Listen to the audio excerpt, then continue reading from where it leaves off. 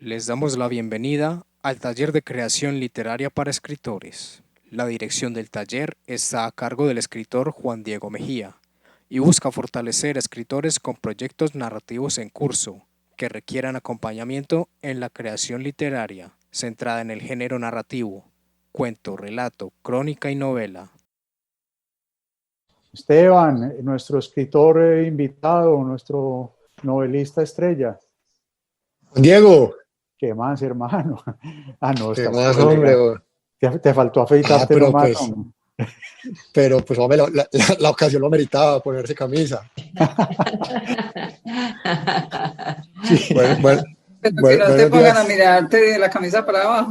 sí, Sí, sí, aunque esté en pantaloneta. Mentira, exacto. está en el retiro, Esteban. Sí, señor, en el retiro. Bueno. Buenos días para todos. ¿Cómo ha estado Buenos el días. Buenos clima? días, Esteban. Qué rico que estés con Buenos nosotros. días. Buenos Igual, días, ¿qué tal? igual, pues yo muy contento pues cuando Juan Diego me Gerardo. dijo que si quería unirme pues al grupo de ustedes, yo dije que sí, que de una, que pues feliz de conversar y sobre todo como de contribuir a la confusión general. Así, eso fue lo que me dijo. Está muy bien. Es que Esteban es así, es que es la contraria del pueblo. Él siempre dice lo contrario. Yo estoy aquí viendo como en la pantalla, como estoy desde el celular, me sale como muy poquito, pero por aquí reconozco a Gerardo. Yo no sé si Gerardo se acuerda de mí, que yo lo entrevisté una vez, allá en Altos Sí, de la claro. Torre. Él ya no se Claro, acuerda, Esteban. él ya no se acuerda Sí, sí. cuando era indocumentado, no se acuerda. ¿Qué más, hermano? ¿Cómo vas? Bien, hombre. No terminé de leerte, hombre, todavía.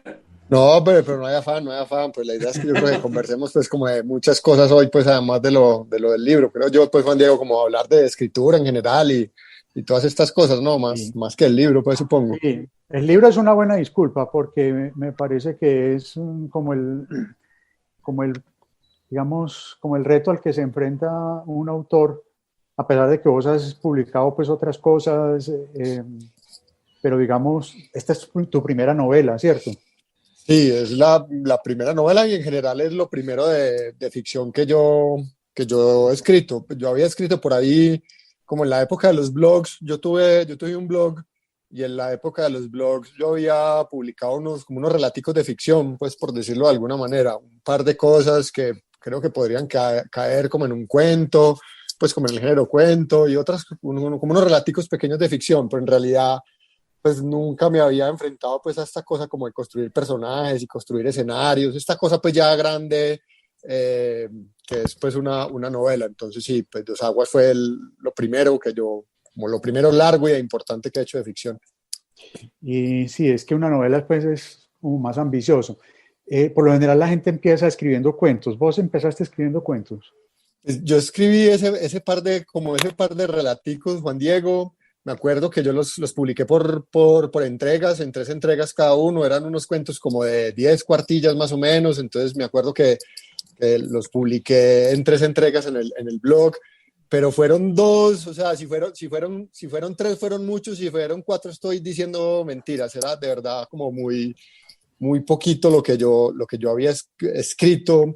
Yo creo que uno arranca por el cuento, pues porque es algo mucho más manejable, pues es más pequeñito, hay menos personajes, no hay esta cosa de las tramas secundarias, aunque por ejemplo en Dos Aguas tampoco hay tramas secundarias o no hay unas tramas secundarias profundas.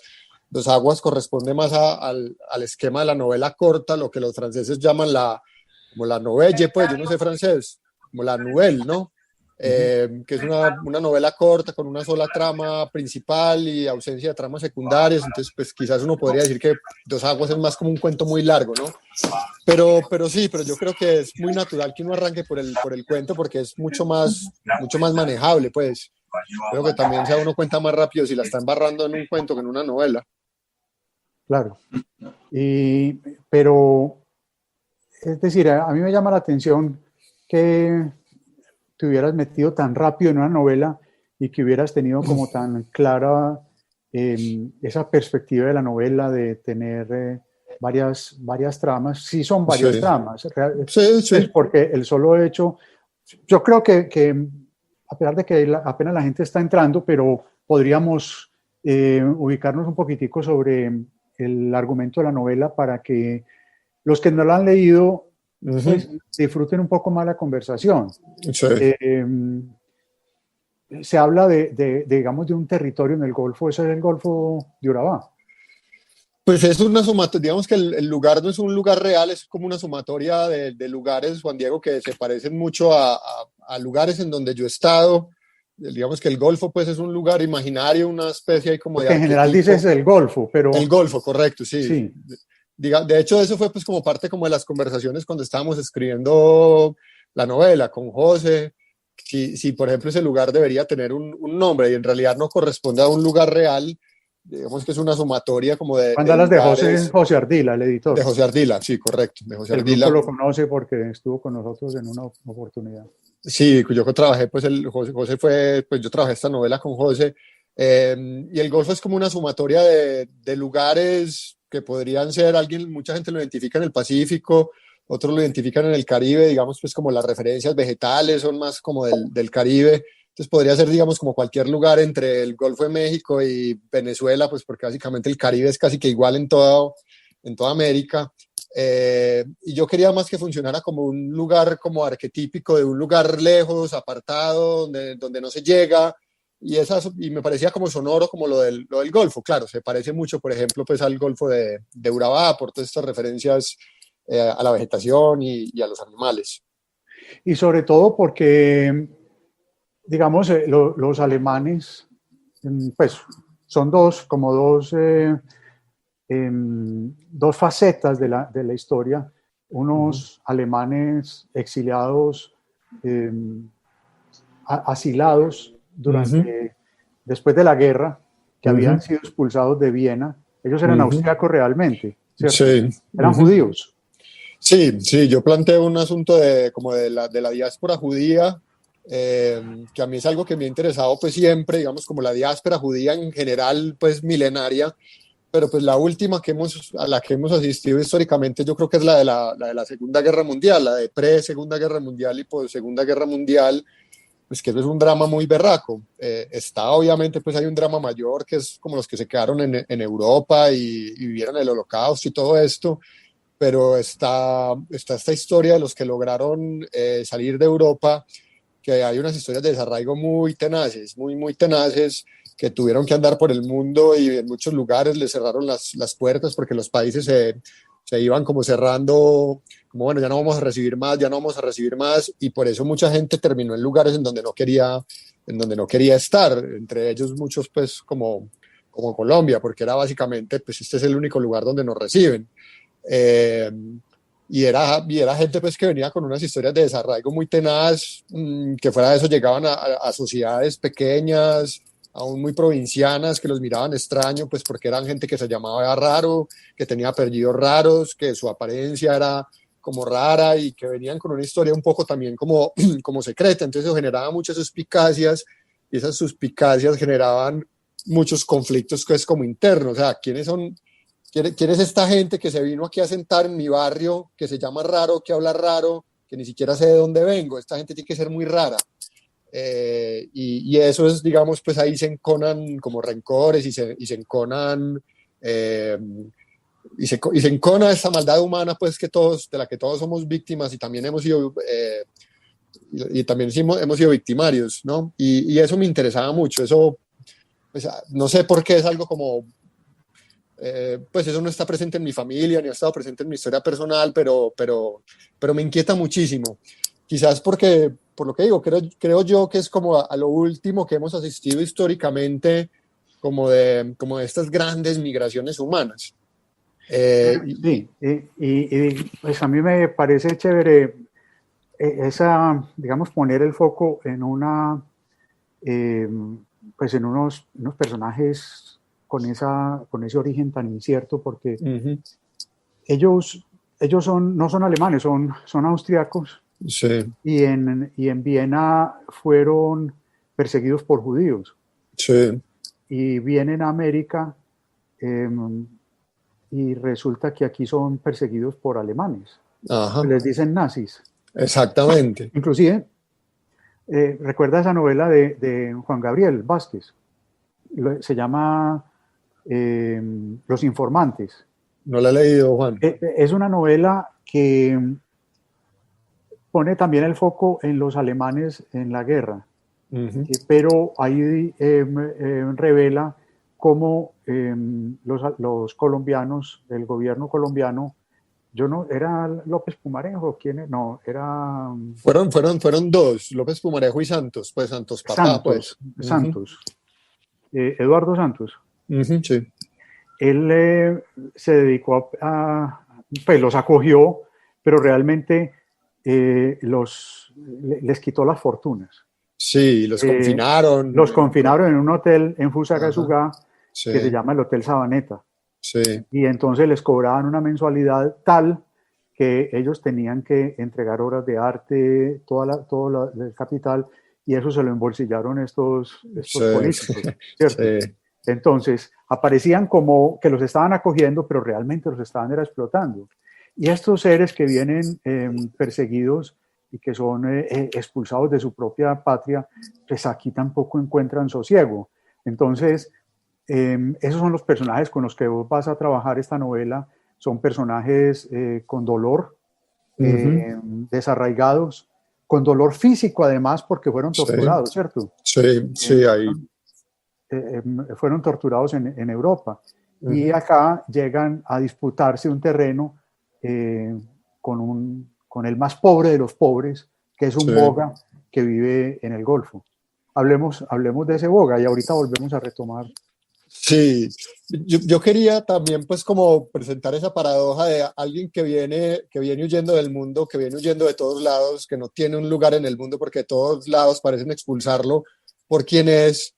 Entonces finalmente dice como, bueno, yo me voy a ir para la cola del mundo donde nadie más me puede encontrar, ¿no? Que allá nadie me va a sacar. Y resulta que allá donde llega se encuentra un personaje al que básicamente le aplica lo mismo de lo que él viene huyendo, ¿no? Entonces es esa paradoja tan humana, esa condición tan humana de causar en otros el mismo dolor que han causado en nosotros. Entonces esto es un hombre que viene desarraigado de muchos lugares y finalmente parece encontrar su lugar en el mundo, pero allá pues vive alguien más y en lugar como de algún modo como aplicar un poco como de lo que debió haber aprendido a partir de tanta diáspora, pues básicamente reproduce lo que le hicieron a él. Entonces pues a mí me interesaba como presentar un juego como de débiles de fuertes contra débiles, pero que esos fuertes en determinado momento pueden pasar a ser los débiles y viceversa, que es como relativo, digamos, pues como esa condición de débil y fuertes como relativo. Y pues el personaje que a mí se me ocurrió es un boga, que es un hombre que también tiene una historia de desarraigo, pues porque también llega a ese lugar en el Golfo, también huyendo de procesos digamos, como que uno puede identificar como procesos de colonización, que es algo que ha estado también muy presente en Colombia, es decir, los campesinos desarraigados de la tierra por procesos de colonización, eso fue muy fuerte en Colombia. Él es un negro, sí, él es un negro. La novela no es precisa en lugares geográficos, porque esa no era mi intención, porque eso empieza a llevar como la novela hacia el lugar de la novela histórica, eso tiene unos compromisos con los que yo no quería, pero si hay como una investigación, llamémosla como histórica y, qué sé yo, etnográfica detrás, y más o menos yo sí tuvo que este hombre es como de esta área, lo que se llama la Ciénaga de la Mantuna, todo ese sistema de ciénagas, como entre Cartagena y Sucre, es todo un sistema de ciénagas. Eso fue colonizado mucho durante los 30 por los paisas, a partir de una ley de baldíos que salió en Colombia, que intentaba, como todas las leyes en Colombia, intentaba generar como que los campesinos fueran los dueños de la tierra, como esto era un montón de tierras baldías, usted básicamente le decían, mire, si usted cultiva ese pedazo de tierra es suyo, era una ley con mucho espíritu. Entonces son todos estos paisas vivos que, entonces yo cultivo este pedazo de tierra y el de al lado, y el de al lado, y el de al lado, y el de al lado también, y entonces se forman unos latifundios enormes, ¿no?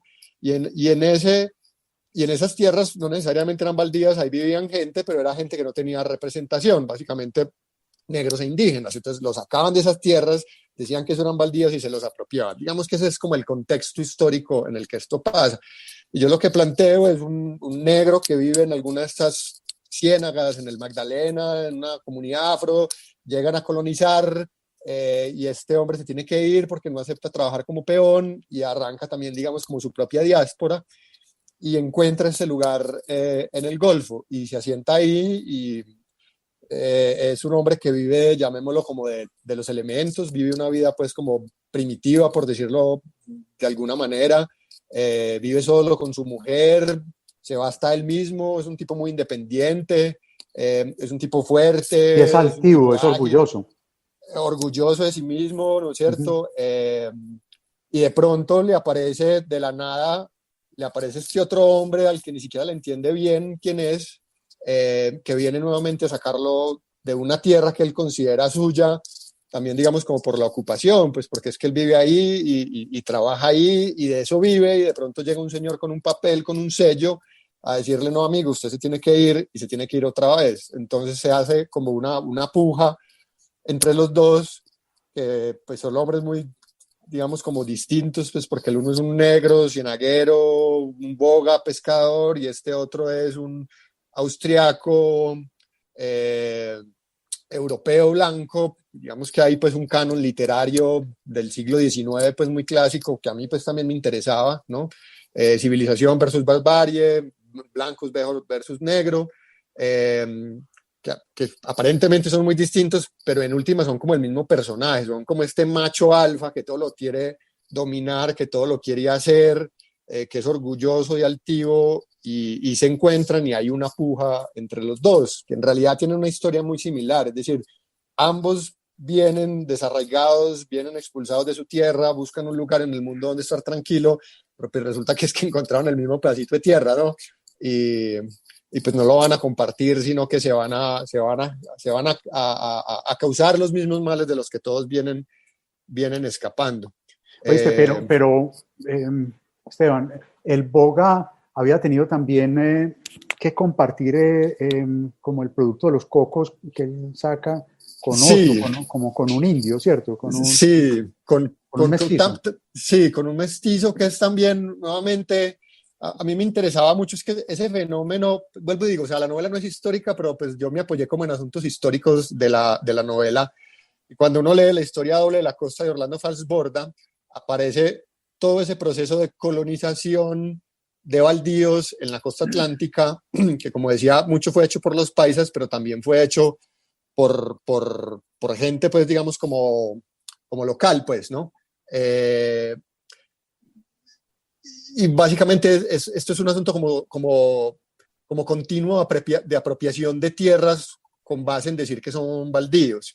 Entonces yo también digamos que planteo la figura de un mestizo, es un hombre, un campesino que vende quesos, y empieza a apropiarse lentamente de tierras y se vuelve un terrateniente.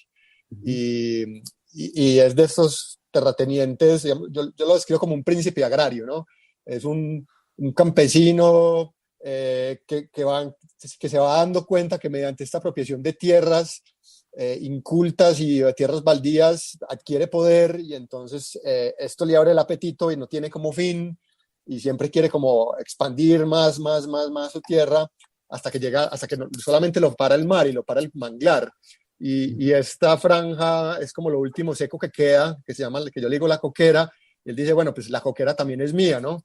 Y ahí es donde llega el Boga, y entonces ellos dos hacen un acuerdo, que es como quien dice, bueno, listo, viva usted ahí, pero me trabaja para mí. Y eso era una relación que fue muy común en Colombia, que era la parcería, y eso se vio mucho en los Santanderes, y es como llegaba esta gente sin tierra a una hacienda, y el hacendado lo dejaba vivir ahí, trabajar la tierra, pero si le daba el 50% de la producción o si le daba el 60% de la producción. Es Un asunto más... una cosa feudal.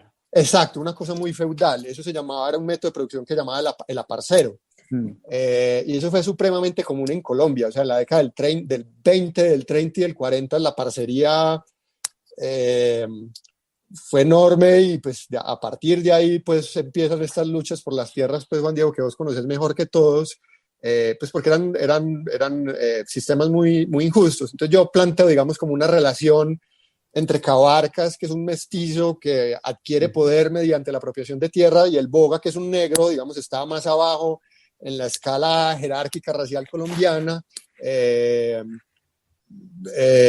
Y entonces se crea como una relación como de aparcería ahí entre ellos dos, y hay como un compromiso. El Boga dice, bueno, listo, yo vivo pues acá con tal de que no me moleste, y le doy una parte como de los cocos,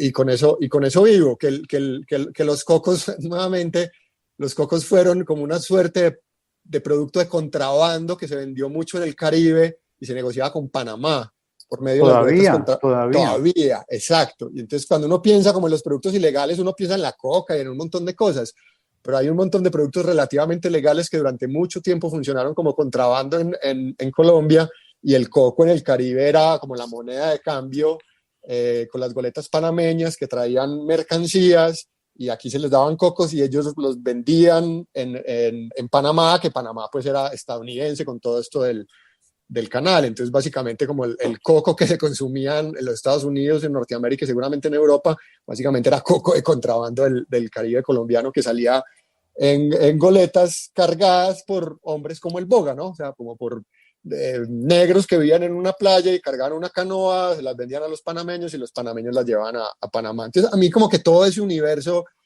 me parecía como muy rico, me parecía muy pintoresco, y yo intenté pues llevarlo a la novela para darle al Boga pues como una ocupación y algo que hacer, y que fuera como verídico, pues vuelvo y digo, la Pero novela no es histórica. ahora que nos ubicas en eso, me parece muy acertado lo del coco.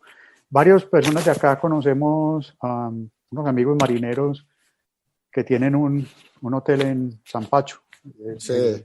el Vaivén, que Sí. Víctor tiene un barquito que va, recoge cocos por todas esas islas, les lleva Viagra a los indios, les lleva y vende esos cocos. Y él, o sea, Sí. yo no sé cómo vive, pero eso es un negocio. Eso es una cosa, sí, eso es una cosa como por fuera del entendimiento de uno, como de aventuras, pues eso es un asunto como de aventuras que a mí me parece muy pintoresco, a mí me parecía como rico en términos de uno poder contar esa historia, pues. Sí, bueno, ahí está muy claro, Esteban, digamos, las dos motivaciones para disputarse un pedazo de tierra del planeta Tierra. Como si fuera el último rincón que les quedaba. Sí. Los dos, tanto los alemanes, Sí. como el Boga, se aferran a ese pedazo de tierra que vos lo llamás la coquera.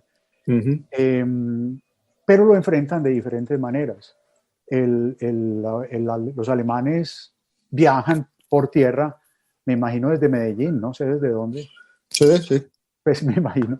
Y viajan y se establecen allá. Ahora, el viaje es una verdadera odisea, ¿cierto? Porque viajar en ese tiempo, pues no era tan, pues no sé el tiempo en que se ubica, no recuerdo si hay una referencia concreta, pero da la impresión de que era un momento en que no, pues si hoy es difícil ir al Golfo de Urabá por tierra, pues en ese entonces con carros armados por ellos mismos, comprados de segunda y refaccionados de alguna manera, llegan allá, se establecen y se encuentran con esa realidad, y es que hay otro man viviendo allá que no está dispuesto a ceder. Pero entonces hablemos de cómo, decir, con qué herramientas cuenta cada uno para disputarse esa tierra, porque me da la impresión de que los alemanes, no sé si por la herencia o qué, pero tienen un conocimiento de la mecánica, un conocimiento de las cosas manuales. ¿Sí? A mí me llama mucho la atención la precisión con la que vos construiste los detalles del libro, pero eso pues ahorita, primero contarnos cómo cada uno, cuáles son las herramientas con que llega cada uno a disputarse ese terreno. Juan, y antes, eso que decís como de qué ciudad salen y como en qué tiempo está, todo eso está como presentado vagamente en la novela. A mí me daba mucho susto que eso no fuera a funcionar. Por fortuna funcionó, pero digamos como que era la intención. Ellos salen de una ciudad que no tiene nombre, pero que se parece mucho a Medellín, y si uno lee entre líneas, es una ciudad que queda dentro de un valle, y ese valle se sale por el sur, y se sale por un mar de Caña Brava, como era Copacabana y Girardot y eso, como en la época. Es decir, hay como unas referencias geográficas que hablan como una ciudad de Medellín, pero no había como un compromiso con eso, como con esto es Medellín y van hacia tal parte. Y a mí me da un susto tenaz que eso no fuera a funcionar, como que el lector sintiera como, bueno, ¿y esto dónde sucede? Pero ¿por qué no lo dijiste? Si todo es tan preciso, ¿por qué no dijiste eso? ¿Por qué tomaste esa decisión? Porque yo creo, Juan, que eso, y lo hablamos muchas veces con José, eso empezaba como a virar a la novela hacia un poco como hacia la novela histórica, y cuando uno entra a la novela histórica, entonces uno tiene que comprometer con fechas, se tiene que comprometer con datos factuales, y de algún modo yo no estaba haciendo eso. Entonces, ¿cuánto se demoraba en 1947 la ida al Golfo de Urabá? 24 horas, 36 horas, 48 horas. Si yo soy como tan preciso en eso, pues supongo que tengo que ser preciso en cuánto tiene que durar el viaje. Y eso ya empieza, creo yo, a crear como una filigrana muy delgada, que primero que yo no quería, segundo tampoco me sentía capaz, y empieza como a rostarle ciertos asuntos como a la imaginación. Entonces, el viaje, ¿cuánto dura el viaje que mencionas ahorita? Dura un rato largo, pero uno no sabe más o menos como cuántas horas dura. Yo un poco lo calculaba como en 17, pero no hay como una referencia que dice salieron a tal hora y llegaron a tal hora. Es como de salieron de madrugada y llegaron luego muy cansados, todos empolvados cuando se estaba yendo el sol. Como, ¿cuánto pasó ahí? Entonces, ese poder como mantener como esa no libertad de datos, pues era como más chévere, y supongo yo pues como que también más fácil poder escribir así. Y digamos como que nos arriesgamos. José siempre dijo, no, dale, que eso funciona. A mí me da un susto el berraco, pero pues como por fortuna ha funcionado así. Yo creo que el lector se ubica como en un lugar geográfico como conocidos, pero también esa vaguedad como que terminó aportándole como al misterio de la historia, como esto dónde habrá sido, esto se parece tanto a cosas que yo conozco, pero no sé si será ahí. Pero bueno, vuelvo y digo, pues creo que por fortuna como que funcionó. Ahora, la pregunta pues concreta de cómo se apropian como del territorio, eso, Juan, eso es un canon literario otra vez, como civilización versus barbarie. El siglo XIX orbitó en torno a eso, y como las primeras décadas del XX orbitaron en torno a eso, y se supone que eso está pasado de moda, pero a mí eso me seguía inquietando, y yo quise volver como sobre ese canon, ¿no? Y es que como el hombre civilizado, que está usualmente representado por el hombre blanco, es un hombre que encuentra en la naturaleza un obstáculo a vencer. O sea, como que solamente la naturaleza vencida puede ser como un lugar ideal para vivir. Entonces estos europeos, austriacos, alemanes, pues porque de hecho digamos que Austria era el imperio austrohúngaro y fue anexado a Alemania, entonces en última son alemanes, pues, ¿no? Estos hombres llegan a este territorio y dicen como, esto lo tenemos que colonizar mediante la técnica. O sea, aquí tenemos que traer la electricidad, y tenemos que traer el agua corriente, y tenemos que traer los sanitarios, y tenemos que traer todos los emblemas del mundo civilizado, y tenemos que domesticar, digamos, como la coquera. Y esto tiene que producir comida, y esto tiene que sustentar animales, ¿no?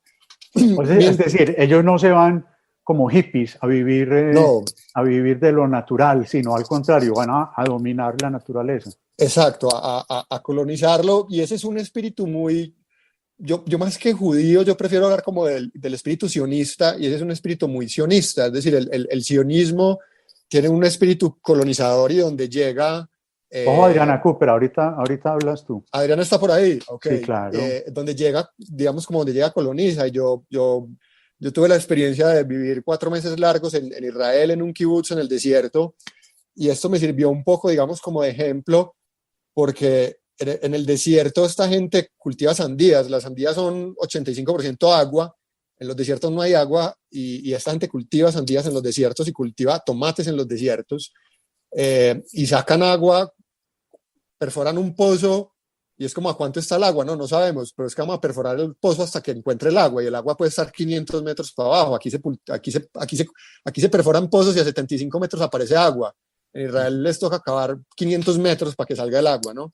Entonces este espíritu como de domesticar la tierra es un espíritu muy sionista, pero eso también es, digamos, como el hombre blanco civilizado, es como la naturaleza es un obstáculo a vencer y vamos a civilizarla. Y esto se hace pues por medio de la técnica y las máquinas.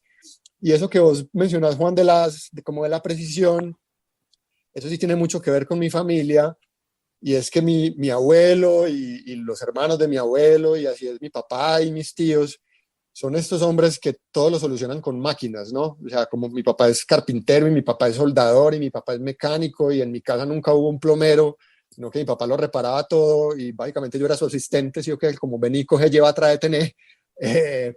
Y esa fue como mi niñez y mi adolescencia, como trabajar con mi papá y con mis tíos reparando cosas. La mecánica es una vaina como que va en mi familia.